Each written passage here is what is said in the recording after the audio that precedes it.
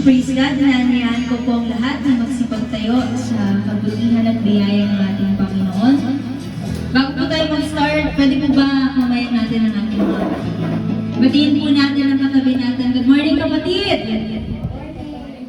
Pinagpala ka dahil mahal ka ng Diyos. Amen? Ayan. Bago po tayo mag-start, ito po yung mga paalala lamang para sa maayos na pagsamba. Kung maaari lamang po, bantayan po ang iyong mga anak sa lahat po ng oras yun para hindi po or maiwasan po natin ang anuman pong aksidente. At yung cellphone po, please turn your cellphone off or put on silence mode para hindi po makaabala sa ating pagpupuri sa ating Panginoon. At mag-focus din po tayo, no?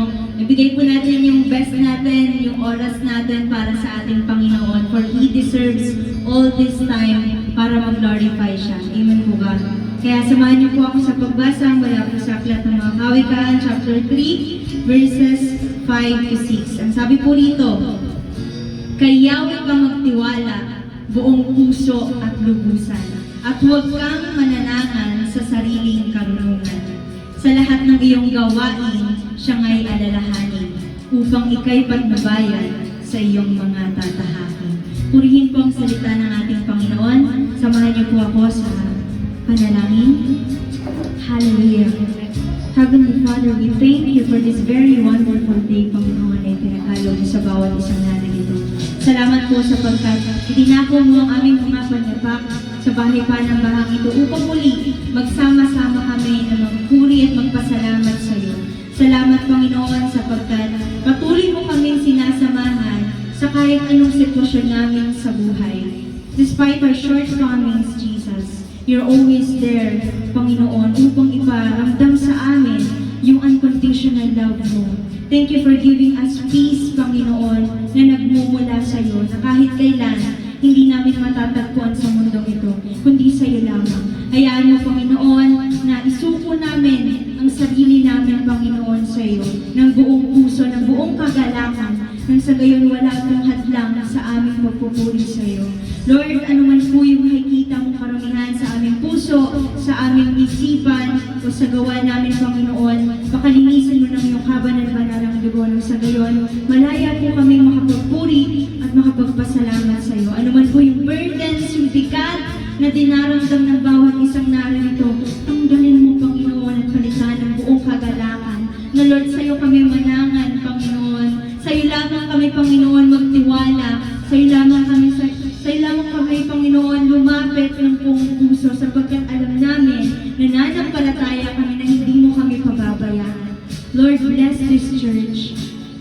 Magmula, Panginoon, sa music ministry, bigyan mo ng knowledge and wisdom na magkaroon ng harmony kasama, Panginoon, ang buong kongregasyon na narito na magpupuri at magpapasalamat sa iyo. Even the dance ministry, Panginoon, bigyan mo sila ng kagalakan na sumayaw, Panginoon, ang buong puso nila para magpuri sa iyo, Panginoon. Maging sa maghahayag ng iyong mga salita, itago mo lamang siya sa iyong likuran, Panginoon. Nang sa gayon makita ang iyong mga salita, yung katotohanan na nagmumula lamang sa iyo. Even, Lord, God, sa pag-exhort ng tithes and offerings, na Lord, matuto ang bawat isa kung paano lubos na magbigay sa iyo ng may pasasalamat, ng may pagtitiwala, Panginoon. And Lord, sa lahat ng gagawin namin mula umpisa hanggang dulo, Lord, God, ng gawain ito, para lamang sa iyo, upang bigyan ka ng kapurihan, pasasalamat, sapagkat dinadakilan namin ang iyong pangalan. Lord, maraming salamat po. Kulang po ang mga salita upang magbigay kapurihan sa iyo at pasasalamat. Ito po ang aming sama-samang panalangin sa tanging pangalan ng aming Panginoong Jesucristo na aming tagapagligtas at sa tulong at gabay ng banal na Espiritu. Everybody say, Amen. Hallelujah. Handa na po bang lahat na umawit, na sumayaw para sa ating Diyos? Amen. Hallelujah. Praise God. Yeah.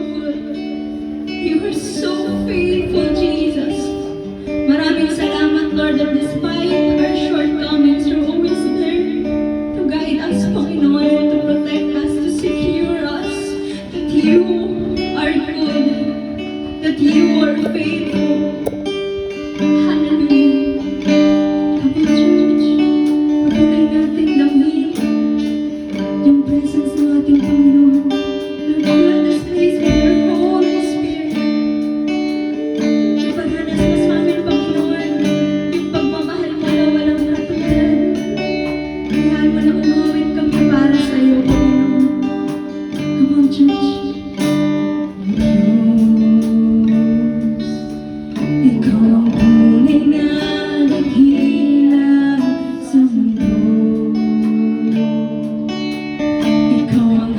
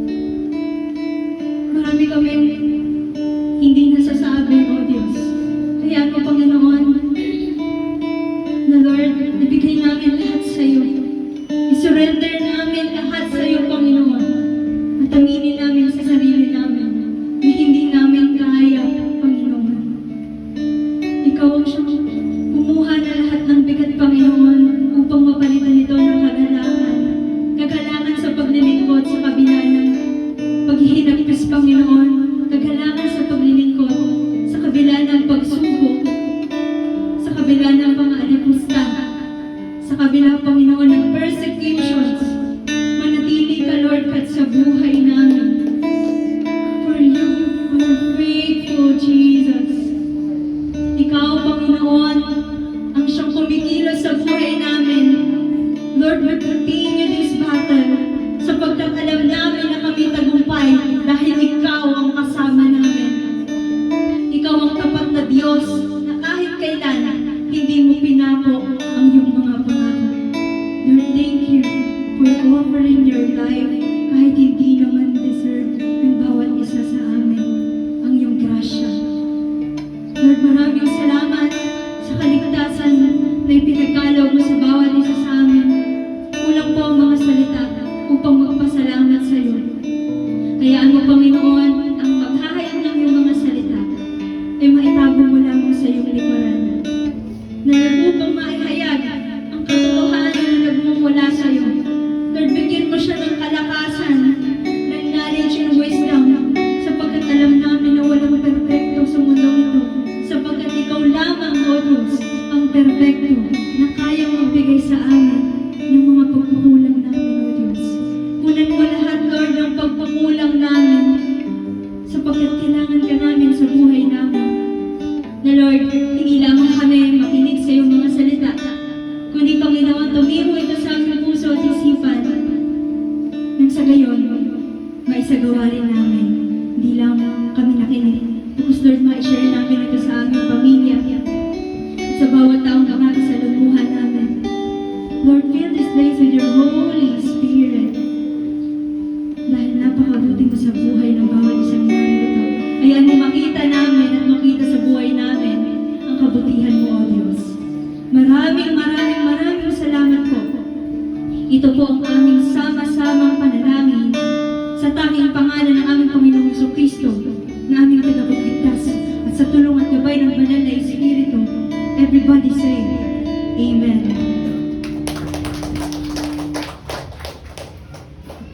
Manatili pong nakatayo sa biyaya ng ating Panginoon. Sabay-sabay po natin basahin sa aklat ng Gawa, chapter 22, verse 26 to 29. Nang marinig ito ng kapitan, pumunta siya sa pinuno at sinabi, "Ano ang gagawin mong iyan? Mamayang Romano ang taong iyon." Kaya't lumapit kay Pablo ang pinuno ng mga sundalo at siya'y tinanong, "Ikaw nga ba'y Romano?" "Opo," sagot niya. Sinabi ng pinuno, "Malaki ang binayad ko para maging mamamayang Romano. Ngunit ako'y isinilang na mamamayang Romano." Sabi naman ni Pablo. Kaagad lumayo ang mga nagsisiyasat sa kanya.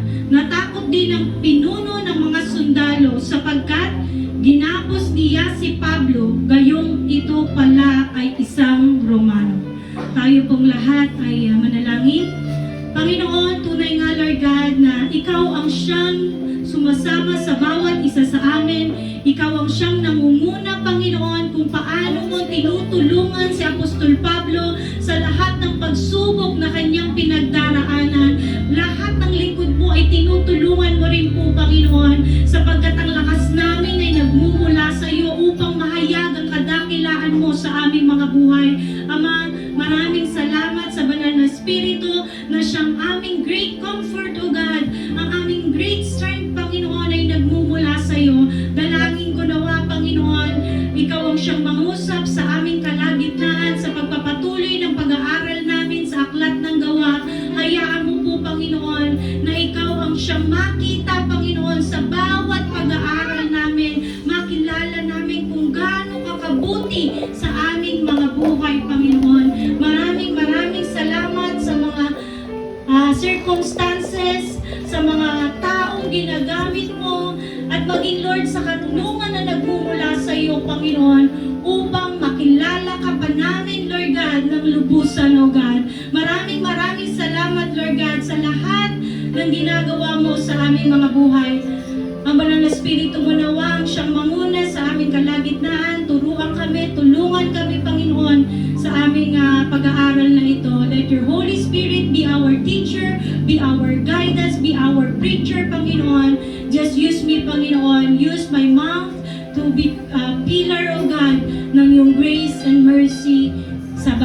isa sa amin. Maraming salamat, Lord. This we pray in Jesus' name. Amen and amen. Yan, magsiupo na po ang lahat sa biyaya ng ating Panginoon. Ayan, kumustahin naman po natin ang ating mga katabi. Sabihin po natin, kumusta ka, kapatid? Ayan, naway nasa mabuti po ang ating mga kalagayan. So tayo pong lahat ay mag-aral ng salita ng ating Panginoon.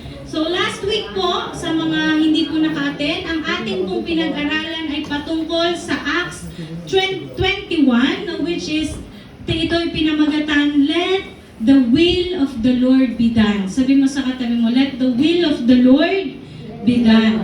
So, kung paanong nagtiwala si Apostol Pablo at ang mga lingkod ng ating Panginoon na ang kalooban ng masunod, ang kalooban ng Diyos ang masunod sa kabila ng mga pagsubok na dadanasin ni Apostol Pablo sa Jerusalem, sila ay nakapagsabi ng salitang, let the Lord's will be done. Sabi mo sa katabi mo, kung dumadaan tayo ng pagsubok, ito'y pinahihintulot ng Lord. At ang ating lamang dapat pagkatiwalaan at sabihin, ang kalooban mo ang siyang masunod. Amen po ba? Tayo po'y dumaranas ba ng mga pagsubok? Tayo may 3 puntos po rito na nagpalakas ng ating loob. Last week, sabi po dito, trusting God's sovereignty in the midst of threatening. So, alam naman natin na kapag tayo naging Kristiyano, nandiyan po ang persecution, dumarating sa atin ang mga pagbabanta. Ngunit, mas nakikita natin ang soberanya o ang otoridad ng Panginoon sa ating buhay. Amen po ba? So, ganun po yung nangyari kay Apostol Pablo sa mga taga-Epeso na kung saan or sa lahat ng kanyang pinagdaraanan po. So, sabi dito, pagkatapos magpaalam ng mga elders ng Efeso at ni Pablo nung nandun sila sa Mileto, si Pablo po ay nagtungo o sila, nakasama po sila Lucas at iba pang mga lingkod ng ating Panginoon sa paglalakbay. Papuntang Kos, Rodas, Patara, at sumakay ng barkong papuntang Phoenicia. Ayan po yung sa chapter 21 na pinag-aralan natin. So nadaanan din po nila, nung sila ay nakasakay sa barko, sa bandang kaliwa, ang Cyprus o Cyprus, at nagpatuloy sila papuntang Syria at tuminto ang barko sa lungsod ng Tiro. Pag sinabi pong Tiro, ayan po ay isang lungsod sa Lebanon. So kapag narinig ninyo yung Tiro at Sidon, matatagpuan po yan sa panahon natin ngayon, isang mga lungsod po yan sa Lebanon. So makita naman natin, no, grabe ang paggawasak ng Lebanon sa panahon natin ngayon, which is na-predict na rin po yun in the Bible. So sabi dito, at doon, kanilang hinanap yung mga alagad. So usually, kapag si Pablo po ay pumupunta sa iba't ibang lugar, ang kanya pong hinahanap doon ay ang mga alagad ng ating Panginoon. Bakit po? Kinakamusta niya, pinalalakas niya ang mga lingkod ng ating Panginoon sapagkat sa panahon na yun, mayroong persecution. Amen? So sabi dito, sa patnubay ng Holy Spirit, sinabi nila kay Pablo na huwag nang pumunta sa Jerusalem sapagkat ang pinahayagan din po ng mga mensahe na nagmumula sa ating Panginoon ay yung mga lingkod din. Nadaranas si Pablo ng matinding pag-uusig at paghihirap sa Jerusalem. At wala naman silang nagawa sapagkat alam natin ang kalooban talaga ng Panginoon ang masusunod. Sabi mo sa katabi mo, ang Kristiyano ay dumaraan sa pagsubok. Amen?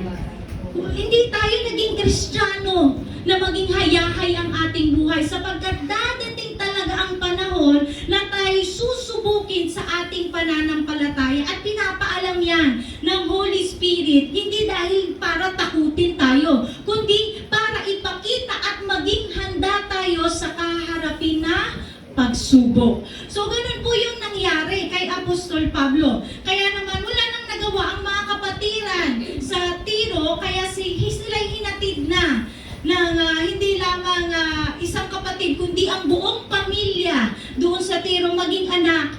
At nung paghatid nila kay Apostol Pablo, nanalangin sila sa tabing dagat. At sapagkat yun po yung kanilang kultura. At from doon sa Tiro, nakarating sila sa Tolemaida pangunahing militar na base sa hukbong Colombia. Okay? So pag narinig po ninyo yung Tolemaida, ito po yung matatagpuan sa Colombia. At hindi lamang lugar yun, kundi army base po yun, military base yun. So dumaan po sila doon. At kinumusta ang mga kapatiran na naroroon po. Isang araw na natili doon sila Apostol Pablo at kinabukasan sila ay pumunta sa Caesarea, sa bahay ni Philip na evangelist. So ito pong si Felipe na ito ay ginamit ng Panginoon doon sa eunuko. Siya din po yun. Siya po yung Felipe doon. Hindi po siya si Apostol Philip, kundi siya po yung si Philip na Hellenist. Pag sinabing Hellenist, siya po ay Griego at Hudyo. So, Hudyong naka-adapt ng mga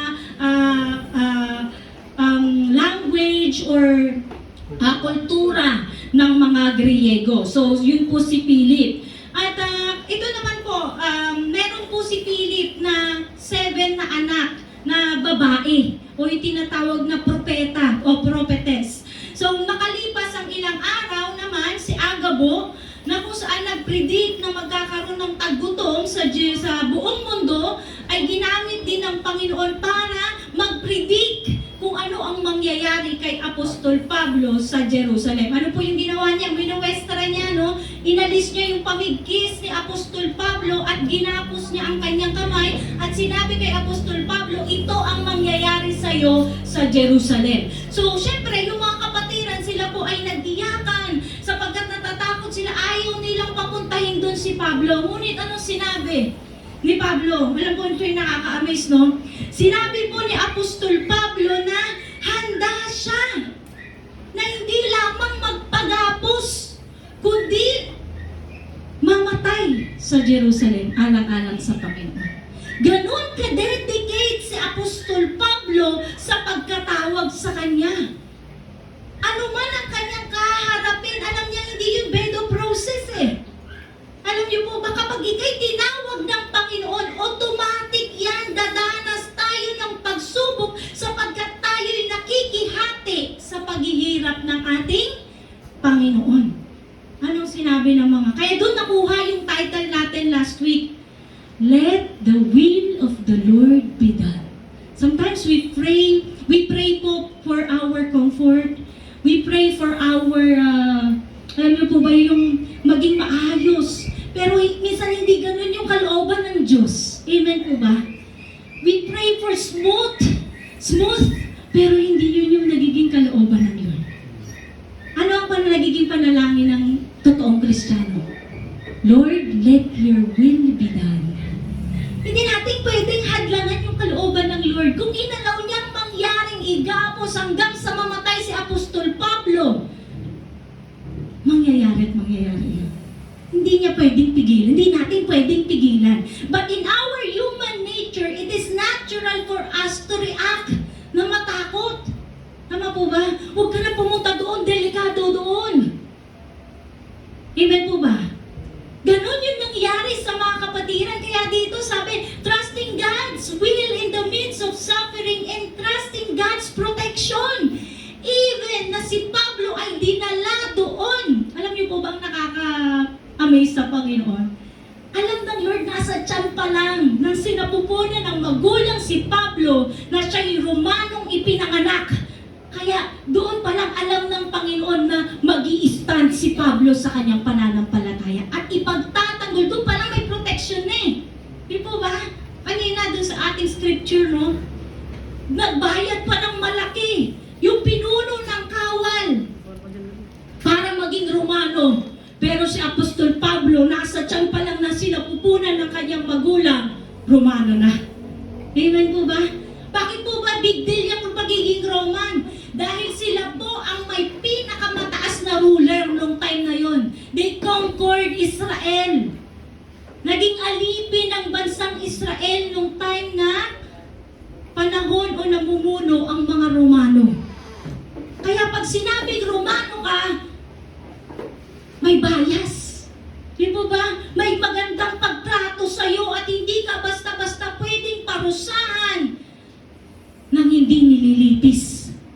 Kaya natakot, di po ba? Pag-aralan natin ngayon, patuloy natin last week, no? So dito tayo sa Acts 22, the defense against trials of faith. Kailangan po nating depensahan ang ating pananampalataya na which is ayun po yung ginawa ni Apostol Pablo sa Jerusalem. Amen po ba? Tingnan natin, no? So meron tayong 4 na puntos. God's favor to be heard by opponents, God's goodness despite of past, God's calling despite of people's invalidation, God's wisdom in the midst of trials. So, pag-aralan po natin lahat yan. So, una, God's favor to be heard. Mga magulang, so nagkaroon po ng way ang Panginoon para makapagsalita si Apostol Pablo sa mga tao sa Jerusalem. So, nang nanahimik na po ang mga tao dahil si Pablo ay nagsasalita bilang Hudyo, Hebreo or Aramaic, nung siya ay humarap sa mga pinuno ng Griego o yung mga pinuno ng kawal na Greek, nagsalita siya ng Greek. Nung siya ay humarap na, doon nabigyan siya ng pagkakataong makapagsalita sa mga Hudyo. Siya po ay nagsalita ng Hebreo o Aramaic. So ganun po yung wisdom na binigay kay Apostol Pablo. And alam natin, no, doon pa lang sa way na yun, tinawag siya talaga ng Panginoon. Amen? Kaya niyang depensahan ang kanyang sarili sa harap ng mga nagpo-false accusation sa kanya. So Paul began his great defense before Jews in the same way Stephen did. So ang address nila, men and fathers. Bakit? Dito sa Tagalog, magulang at mga kapatid. Sapagkat kalahi sila ni Apostol Pablo. Amen po ba? Pakinggan ninyo ang sasabihin ko ngayon bilang pagtatanggol sa aking sarili. Nang siya'y marinig nilang nagsasalita sa wikang Hebreo, lalo silang tumahimik. Amen po ba? So, nandoon yung way ng ating Panginoon, ng favor ng ating Panginoon para siya ay pakinggan. So sabi dito, kaya't nagpatuloy si Pablo, ako'y isang Hudyo. Ito na yung kanyang depensa. Hudyo siya. Kasi ano ba yung pinaparatang dito? Para lang po sa hindi nakakalam, no? Ang pinaparatang dyan kay Apostol Pablo ay hindi daw po siya nagtuturo ng taliwas sa katuruan ng Mosaic Law. Ano yung Mosaic Law? Yung pagtutuli, yung dietary, or yung sa pagkain po. So, yun po yung kanila, yun yung issue dito ng mga Hudyo. Kaya sila po ay nagagalit. So, sabi dito, lalo silang tumikaya't nagpatuloy si Pablo. Ito yung address niya sa sarili niya. Ako'y isang Hudyo, pinanganak sa Tarso. So, alam naman natin, pag ikaw'y pinanganak sa Tarso, aral yung mga narin dyan. Intelligent po. Pag sinabing intelligent, pa nga marurunong. Kapag ikaw ay ipinanganak sa Tarso, sa lalawigan ng Sicilia, ngunit lumaki ako rito sa Jerusalem. Ang aking guro ay si Gamaliel. Ayan.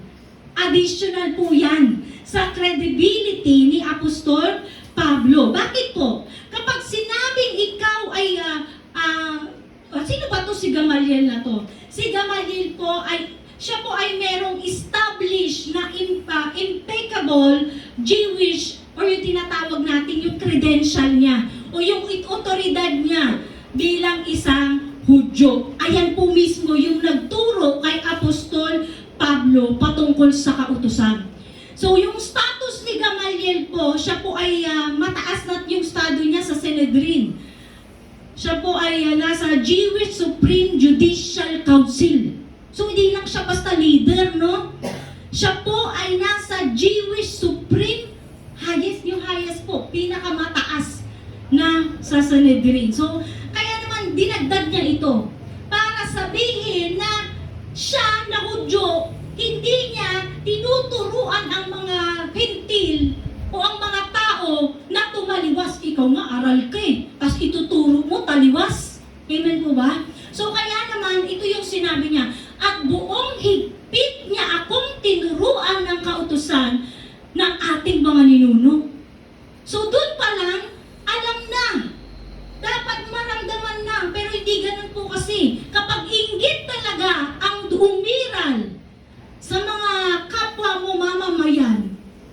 po ang mangyayari. Amen po ba?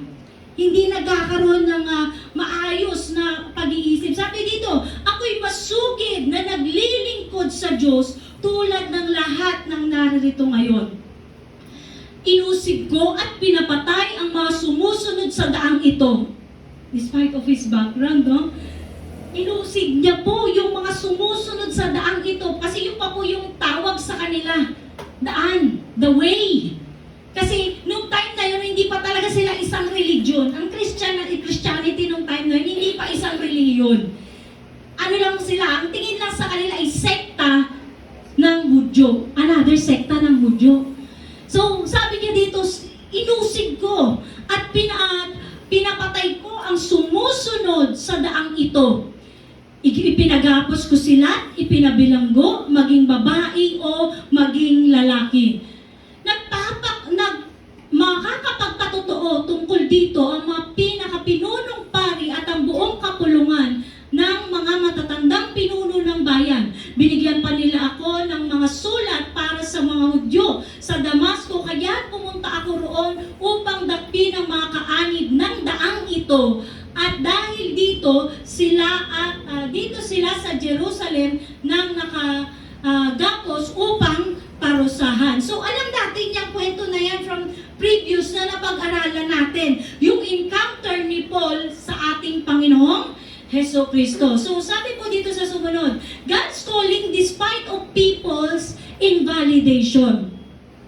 Nabulag ako sa matinding liwanag na iyon, kaya't ako'y inakay na lamang ng mga kasama ko at dinala sa Damasco. Doon ay nakatira si Ananias. Siya ay tapat na sumusunod sa kautusan at iginagalang ng mga Hudyong naninirahan doon.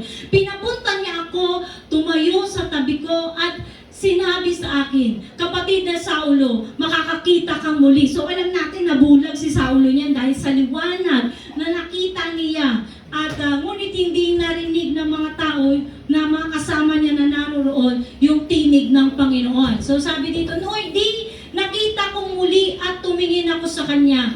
Nakakita akong muli at tumingin sa kanya. At sinabi niya sa akin, pinili ka ng Diyos ng ating mga ninuno upang malaman mo ang kanyang kalooban. Ulitin ko, highlight ko dito sa part na to. Pinili tayo ng Diyos para malaman ang kalooban niya. Amen? Hindi yung kalooban ng ibang tao para sa atin. Once the Lord has chosen us, He chose us to know His way. Ulitin ko, pinili ka ng Diyos para malaman ang kalooban niya. Amen po ba? Hindi tayo pinili para malaman ang kalooban ng ibang tao sa atin. Amen? Kaya nag-i-endure si Pablo Despite ng mga pinagdaraanan niya, nananatili siyang tapat sa pananampalataya niya sa Diyos. Amen po ba? So sabi dito, pinili ka ng Diyos na ating mga ninuno upang malaman mo ang kanyang kalooban. Makita ang kanyang matuwid na lingkod at marinig ang kanyang tinig. We have to listen to Christ, not in the world. Ulitin ko, kailangan mo marinig yung tinig ng Diyos. Kasi sa sobrang ingay ng paligid, hindi mo maririnig ang tinig ng Diyos kung hindi tayo lalapit sa Diyos. Amen? Magulo na ang mundo. Kung nung time na yan, magulo. Mas magulo sa time natin ngayon kasi mas marami ang kumukuha ng atensyon natin, umaagaw ng atensyon natin, palayo sa Diyos. Amen po ba? Kaya napakaliwanag dito. Pinili si Pablo upang makita, malaman ang kalooban ng Diyos, makita ang kanyang matuwid na lingkod. Sino yun? Si Jesus Christ. Even the 12 apostles replaced Judas by drawing lot, palabunutan. The Lord has chosen Pablo to complete the 12. Amen? Amen po ba? Para makumpleto yung 12, ang Panginoon Jesus mismo ang pumili kay Pablo. Amen po ba? Kaya kung tayo pinili ng Diyos, ang Diyos ang pumili sa atin. Hindi ang tao. Amen po ba? Kaya naman sabi po dito sa sumunod,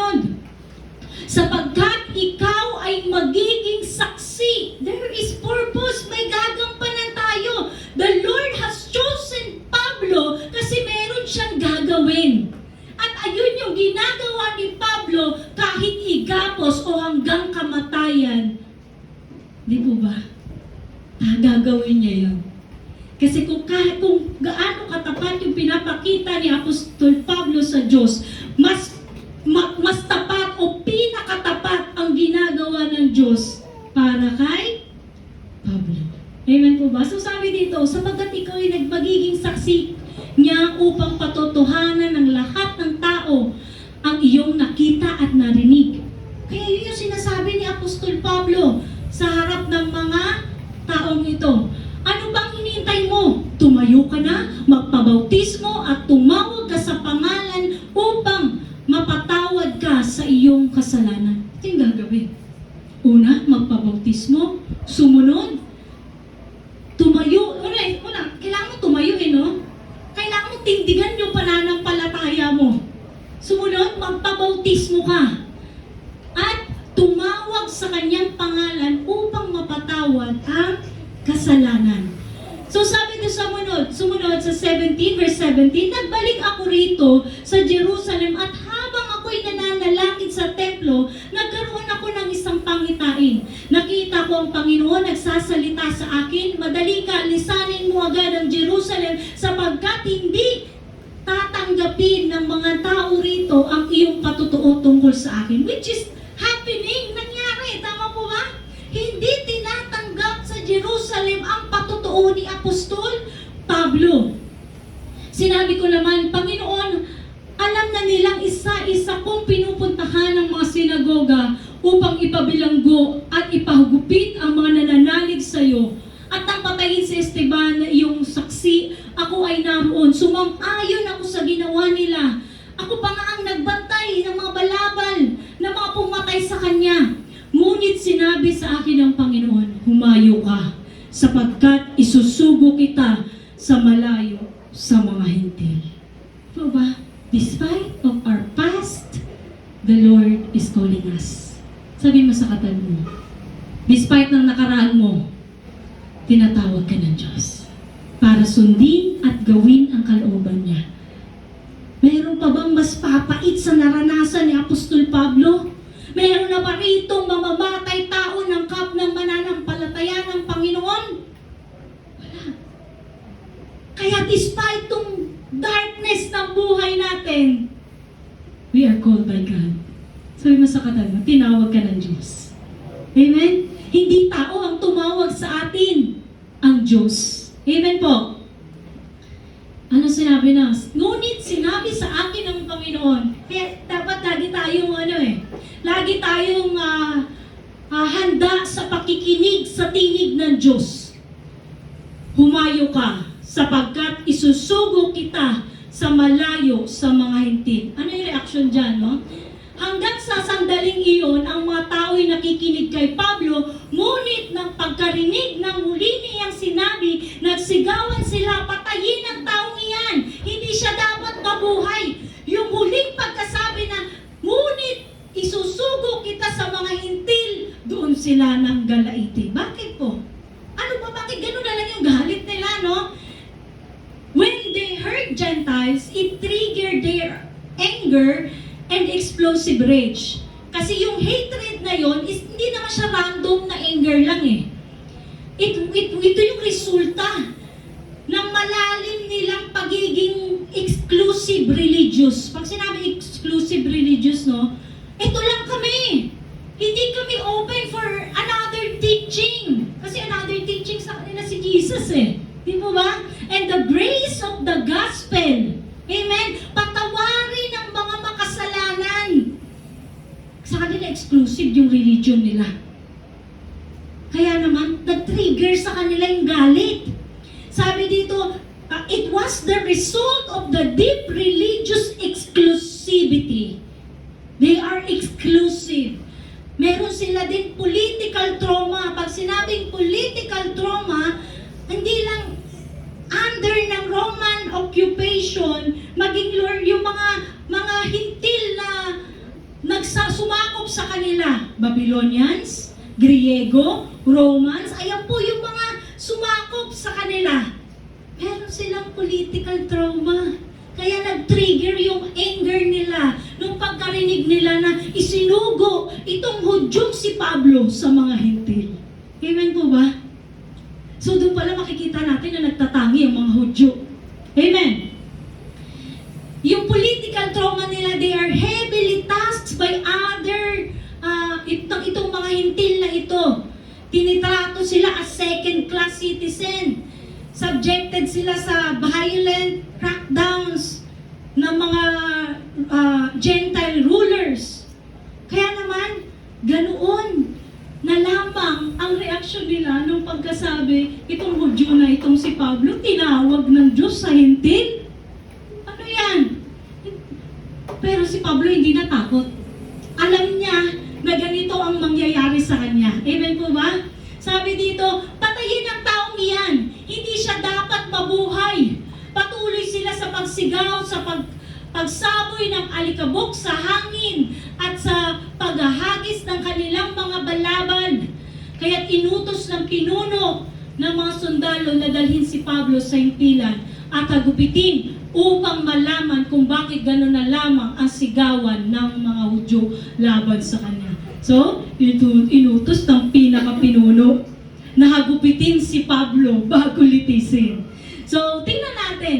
Ngunit nang siya'y magapos na nila ng panaling balat, sinabi ni Pablo sa kapitang naroon, ipinahintulot ba ng batas na hagupitin ang isang mamamayang Romano kahit walang hatol ang hukuman? Nang marinig ito, so dito, God's wisdom in the midst of persecution.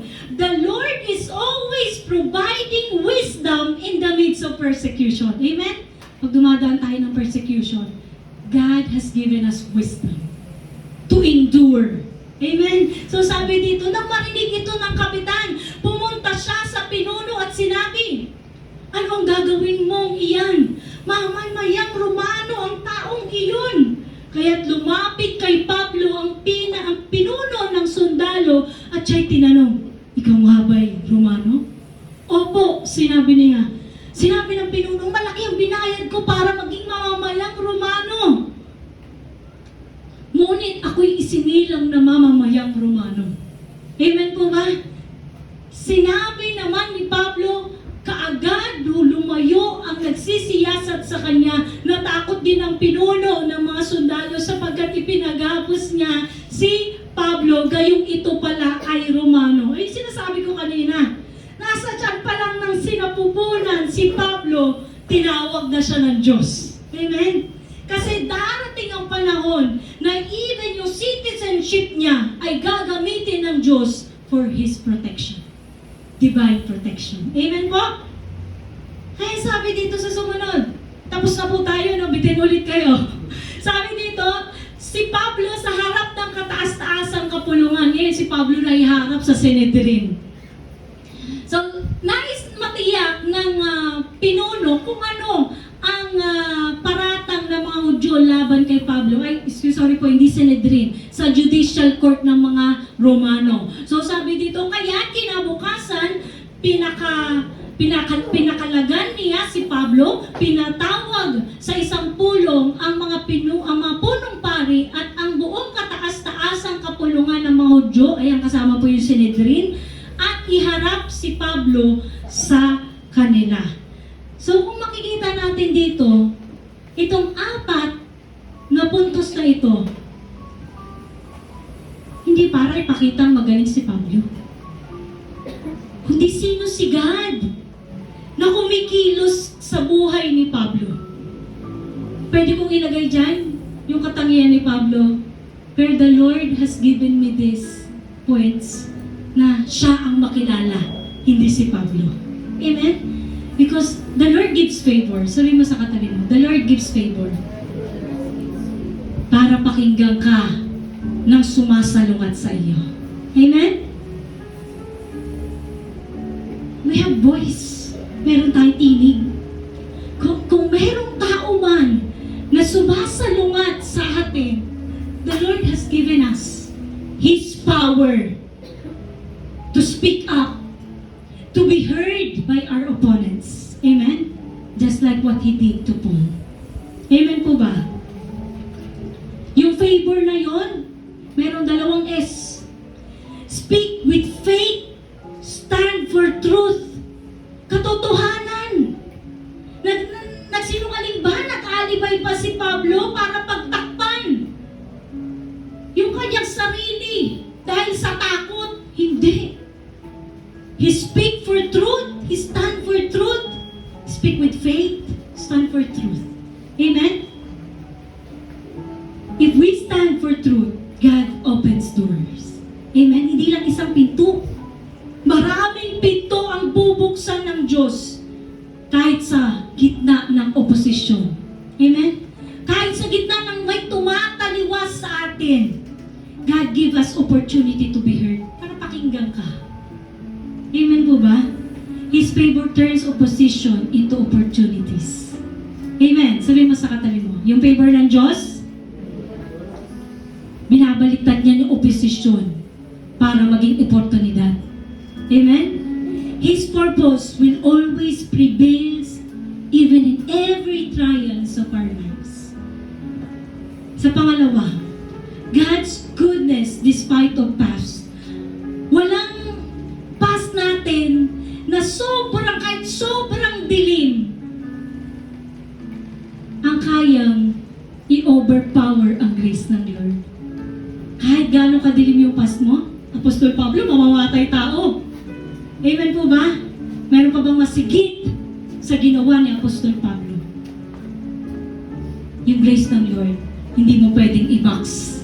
Hindi natin pwedeng i-box yung grasya ng Panginoon at ang kanyang kahabagan, yung mercy niya na ipinapakita sa atin araw-araw. Yun yung nagbabago ng puso natin. Ito yung nagiging dahilan so we can testify for His glory. Amen? Yung sinabi niya sa 1 Corinthians chapter 15 verse 10. But by the grace of God, I am what I am. Sabi ni Apostol Pablo. But I labor more abundantly than they all. Which is totoo. Dito kita natin. May nagawa ba si Santiago dito? Si Pedro dito? No. It is Apostle Paul ang kailangan mag-endure. Amen? But I labor more than abundantly than they all. Yet, not I, but by the grace of God, which was with me. Yun yung nakita ni Paul eh. Hindi sarili niya. Because in our human nature, we tend to give up. Yung po ba? Human nature natin, sino dito? Kaya ng ginawa ni Pablo. Kung ako sabi, aminado ako kung ako to, wala kayo, talikod ako. Pero the Lord has given me different trials. So I can endure. Amen? And I believe sa atin din lahat. Tingnan mo yung katabi mo. May kanya-kanya tayong trials. Na kailangan mong pagtiisan, kailangan mong malampasan sa biyaya ng Diyos, hindi sa tulong ng sarili natin. Amen? Nandun na, kikilos ka. Ayun yung part mo. But the rest ay sa Panginoon. Amen? His grace redeems, His mercy restores, His love transforms, His goodness remains. Mananatili yung kabutihan ng Diyos. Despite ng nakaraan natin. Amen po ba? Pangatlo, God's calling despite of people's invalidation. Kahit i-reject tayo ng maraming tao, Paul has been rejected with many people. Even yung mga hintil na kanyang tinulungan, pinangaralan, even yung mga Hudyo na kanyang mamamayan, even yung mga Romano. Darating ang panahon, wala tayong ibang malalapitan kundi ang Diyos. Huwag mong pansinin yung invalidation. Pag sinabi sa invalidation, hindi nila kinikilala yung pagkatawag sa'yo. It's okay. Hindi tao ang tumawag sa'yo. Amen. Sabihin mo sa katabi mo, hindi tao ang tumawag sa'yo, kundi ang Diyos. Amen? Kaya nag-endure si Pablo. Tinawag siya ng Diyos. Sabihin mo sa katabi mo, tinawag ka ng Diyos. God's calling is higher than people's opinion. It is His purpose yung nag-stand forever.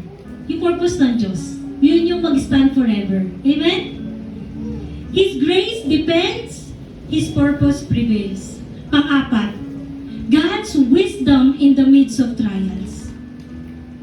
Sa lahat ng pagsubok, kapatid, hindi karunungan natin ang dapat mahayag, kundi yung karunungan ng Diyos. Kasi makikita natin kapag karunungan natin ang nahayag, fail. Amen? Nabibigo. Sabi mo sa katabi mo, nabibigo. And the Lord is so gracious that He abundantly give yung kanyang wisdom para malampasan mo yung pagsubok. And I believe ganun din sa buhay. Thank you, Lord, for the reminder. Actually, reminder sa akin to. Reminder ng Lord sa akin na despite ng mga nararanasan ko na hindi ko man i-voice out sa inyo, alam ng Diyos and His wisdom always with me. Yun yung lagi kong kasama. Amen? At alam ko ganun din sa inyo. May malampasan kayong pagsubok hindi sa sarili ninyo, kundi sa tulong ng Diyos. Amen po ba? Tayo pong lahat ay tumayo. At nawa po may natutunan kayo sa ating napag-aralan. The defense against trials of faith. For I am not ashamed of the gospel, for it is the power of God for salvation to everyone who believes.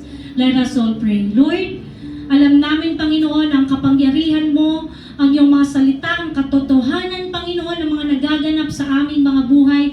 We should not be in denial, O God. Kung paano hindi naging denial si Pablo, Panginoon, sa mga naranasan niya, we must also be not denial, O God, sa mga nararanasan namin. Dahil we know, ikaw po yung kasama namin. This opportunity, this purpose, O God, na nangyayari sa amin, Lord, lahat ito, Panginoon, ay magaganap sapagkat ito po yung kalooban mo. Ama, thank you for helping us. Thank you, Lord, for holding our hands, O God, na makalagpas sa mga pagsubok, Panginoon, na napagdaanan namin o pinagdadaanan namin, Panginoon, sa kasalukuyan. Lord, hawakan mo kami, Panginoon, hanggang sa muli mong pagparito. Hawakan mo ang iyong iglesia sapagkat lahat kami ay sa iyo, Panginoon. Wala pong sa akin dito, Panginoon. Lahat kami na naririto ay sa iyo. Kaya sa iyo, mga kamay ko po, pinagkakatiwala ang lahat ng mga kapatiran sa iglesyang ito because I'm not in control. But you are, Panginoon. You are in control of our lives. Therefore, O God, we commit to you everything in our lives. I commit to you, Lord, the life of your people in this church. Hayaan mong lumago, hindi lamang, Panginoon, sa physical, mental, emotional, pinansyal, higit sa lahat, Lord, spiritual, Panginoon. Maraming salamat, Lord, magsimula sa bata hanggang sa matatanda sa iglesyang ito. Let your will be done in our lives. Maging pagpapalaman, pagsubok, paghihirap, alam namin, Lord, ikaw po ang aming kasama. And thank you, Lord, for the provision, Lord, sa operation ni Marjorie. Salamat, Lord God, sa favor mo, Panginoon. Lord, hindi ka nga, Panginoon, nagkulang, Lord God, kung paano mo na-sustain ang 100,000, Panginoon, Lord. Maraming salamat sa mga kamay na ginamit mo, Panginoon.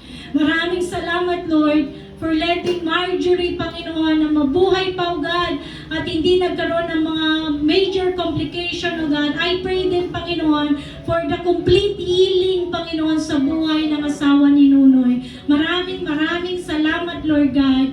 Sa iyo po kami, Panginoon, nagtitiwala at tinataas ang lahat ng ito. In Jesus' name we pray. Amen and amen.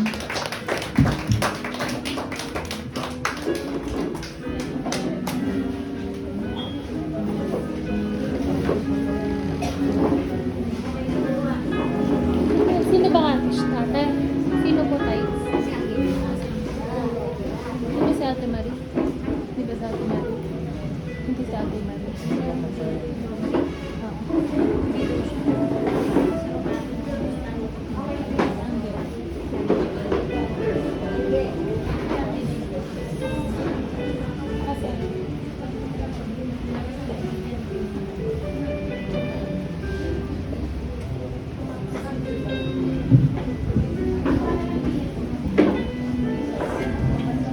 Praise God. Lumako naman po tayo sa tithes and offering.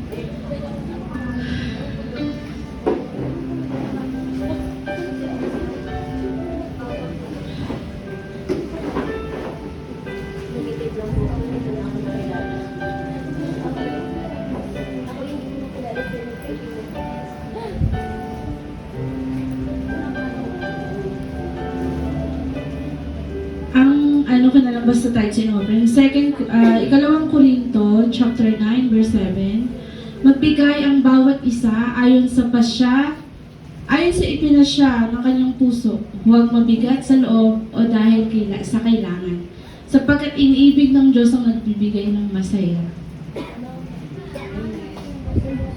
Masaya naman po ako magbigay sa Lord. Ang ano ko po kasi talaga ngayong araw, pasensya na medyo natagalan yung pagtayo. Kasi, ang hirap kasi minsan tumayo talaga pagka may burden, may pinagdadaanan sa buhay. Kasi ayoko na umiyak ayoko na makita ng iba na umiiyak ako kasi napakaiyakin ko. Pero alam niyo po, pinagpapasalamat ko pa rin sa Panginoon yung pagsubok na to. Kasi gusto ko nang bumitaw minsan. Pero niluloob pa rin ng Diyos na tumayo. So, ibig sabihin, ang pinaparating sa atin ng Panginoon. Sa kahit na gaano kasakit, gaano kahirap, na parang gusto mo na umayaw, ang sabi ng Lord, pinili kita. Ba't ka aayaw? Doon po sa pagbibigay, sabi nga, magbigay ng buong puso, nang huwag naghihintay ng kapalit. Doon ko po pinagpapasalamat yung buhay ko kasi kahit wala namang kapalit, masaya naman po talaga ako. Minsan lang masakit kasi ang sakit-sakit pala mapalo ni Lord, di ba?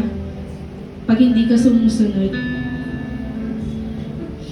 Sa totoo lang, hindi ko po talaga alam yung sasabihin ko, hindi ko alam kung ano yung ano ko, pero pinagpapasalamat ko sa Lord yung araw na nandito ako ngayon. Kasi dapat talaga wala ako dito. Kasi ayoko na talaga, parang ayoko na tumayo, ayoko na kumilos. Pero sabi, bakit ka susuko? Ako nga hindi sumuko. Nagpapako pa ako sa krus. Diba? Kaya kung minsan po, kung makikita niyo po ako na bagsak, pakitapik na lang po ako. Kasi nasa panahon po ako ngayon na mabigat, sobra. Pero binibigay ko na po sa Lord yun. Salamat po. Pag-pray po natin yung ating ihandog sa Panginoon. Panginoon, maraming pong salamat sa lahat ng pagsubok na nariyan ka, naniniwala at nananalig po kami, Ama, na gaano man kahirap ito, gaano man ito kahirap yung pinagdadaanan namin, Lord. Nakikibahagi lang kami, Ama, doon sa paghihirap mo sa krus ng Kalbaryo, Panginoon. Panginoon, maraming pong salamat sa kabutihan at kadakilaan mo. Nawa, Lord God, patuloy mo ang manghipuin ng aming mga puso, Panginoon, na sa kabila ng pinagdaraanan ng mundong ito, Panginoon, ay maramdaman pa rin namin yung kagalakan sa paglilingkod sa iyo, Lord God. Yung pananampalataya, Panginoon, na hindi maaagaw ng mga pagsubok sa buhay, Panginoon. Samahan mo kami, Ama, sa araw-araw na aming buhay, Lord God, at patuloy mo amang ilagay nawa sa puso namin yung kagalakan at pananampalataya, Panginoon. Maraming pong salamat, Panginoon, sa inyong kabutihan at kadakilaan. Sa pangalan ni Jesus, Amen and Amen.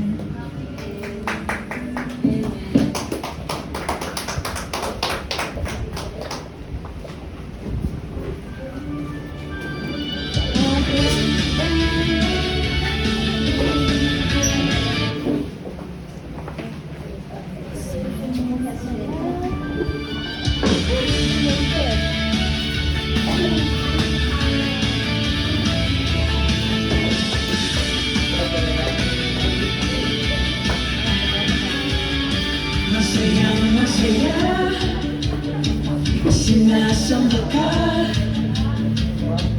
Diyos ng alhati, pag-ibig, puso namin ay bumubuka, tulad ng bulaklak sa init, alisin mo ang dilim ng sala, pagkakot namin ay buwiin, nagapagbigay ng ligaya, liwanagan namin landasin.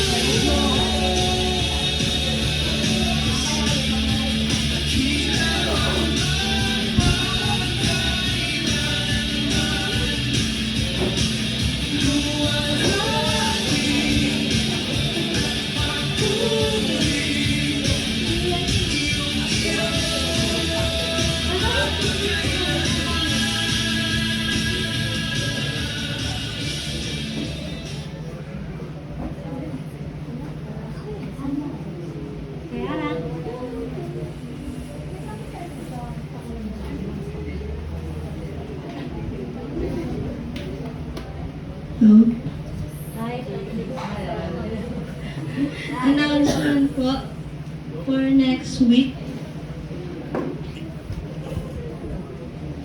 June 21. June 21. Worship lead po natin ay si Sister Jeremy. Ang tithes and offering po ay si Sister Nomia.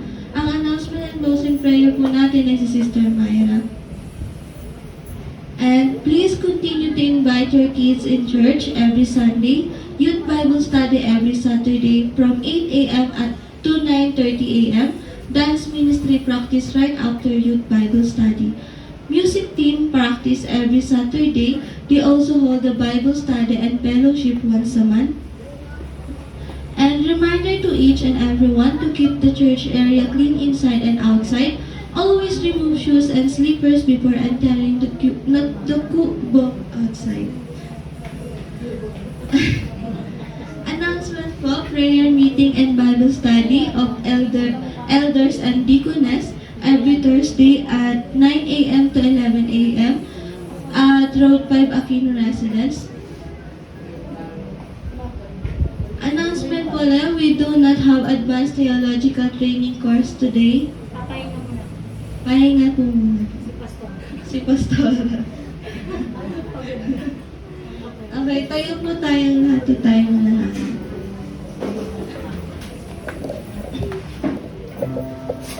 Lord, maraming pong salamat sa panibagong linggo na pinagkaloob niyo po sa amin, Panginoon, at sa paggabay niyo po sa amin sa buong linggong pinagkaloob niyo, Panginoon.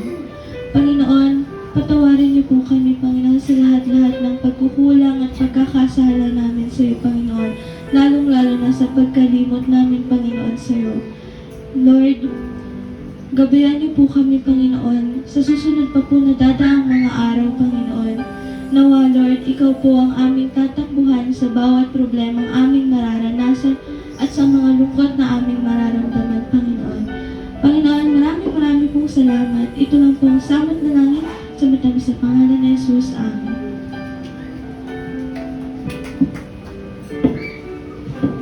Taas pa natin ang mga may para po sa benediction. Lord, maraming po salamat sa umaga pong ito, sa katagumpay mong gawain ngayong araw. Lord, nagpapasalamat po kami ng lubos sa inyo sa pag-iingat at sa pagmamahal na ibinibigay niyo po sa amin sa pang-araw-araw. At kahit alam po namin na kami po ay makasalanan, minahal niyo po kami at binigyan niyo po kami ng pagkakataon upang magpuri at magpasalamat po sa inyo ng lubos. Lord, ganun din po, Lord, nagpapasalamat po kami sa lahat po ng kapatiran na nandito po ngayon at mga hindi po nakarating. Lord, alam po namin na kayo po ang makapangyarihan ng aming Panginoon. lahat po, gagawin po namin ang aming makakaya upang magpuri at magpasalamat sa inyo ng tunay po, Lord God. At kami po yung nagpapasalamat sa lahat-lahat ng pinagkakaloob niyo po sa bawat isa. Kaya din po, Lord, ingatan niyo rin po kami, Lord, sa aming pag-uwi sa aming pansamantalang mga tahanan. At sa susunod po na linggo ay ilako niyo po rin kami dito sa inyong kanumpahan upang magpuri at magpasalamat. Tanggapin po natin lahat na may pananampalataya, kagalakan, pag-ibig at pag-asa. Ang biyaya na nagmumula sa ating Panginoon. The Lord bless you and keep you. The Lord make His face shine upon you and be gracious unto you. The Lord give His countenance towards you and give you peace. Amen.